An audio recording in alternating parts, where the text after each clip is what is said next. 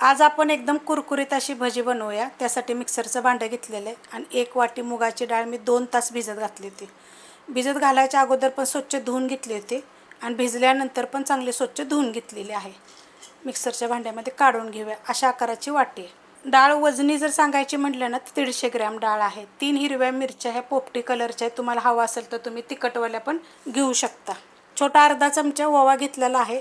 तो असं थोडासा चोळायचा आणि ह्याच्यामध्ये टाकायचा. जरी तुम्ही डायरेक्ट पिठामध्ये जरी वापरलं तरी पण चालू शकते. ह्याच्यामध्ये छोटा अर्धा चमचा मी जिरं घेतलेलं आहे आणि ही एकदा मिक्सरला फिरवून घेणार आहे. जास्त असं पीठ करायचं नाही, बंद चालू करायचं फक्त. 2च वेळा बंद चालू केलेलं आहे. असं दरदर एकदम अशी पेस्ट अशी करायची नाही आहे. हे आता आपण एका वाडग्यामध्ये काढून घेऊया. वाडग्यामध्ये बघा मी काढून घेतलेले अशा पद्धतीत झालेले.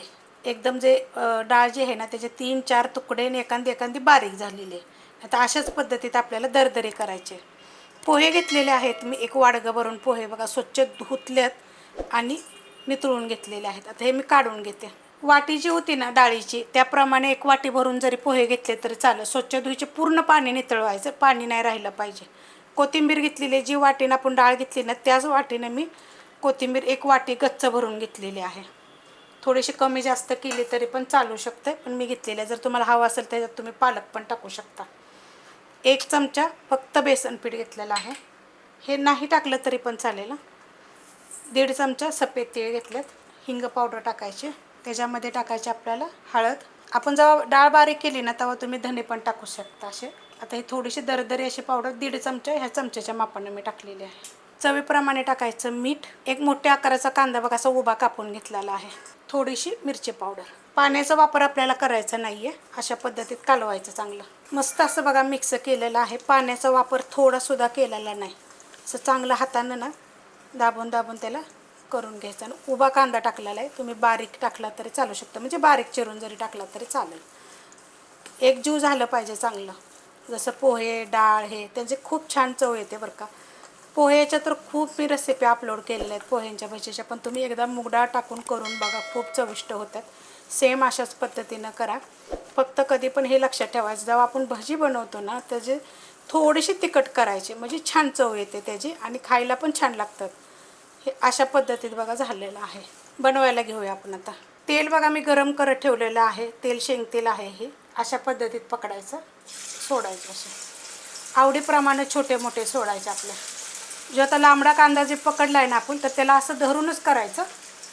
हे बघ अशा पद्धतीमध्ये.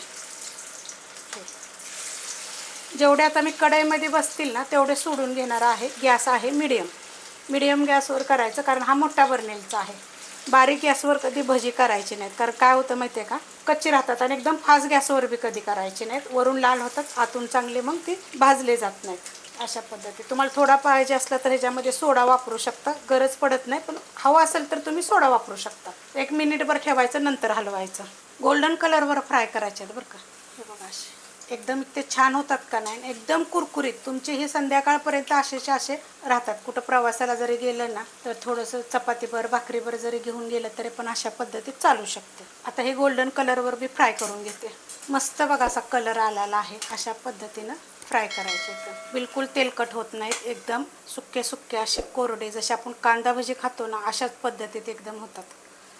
हे बघा एकदम कुरकुरीत. असं नाही की बाबा आता हे काढल्यात आणि आपण एका तासाभरानं सॉफ्ट होतात, असे नाहीत. एकदम कुरकुरीत. आणि एकदम मला मी तोडून पण लगेच दाखवते गरममध्येच.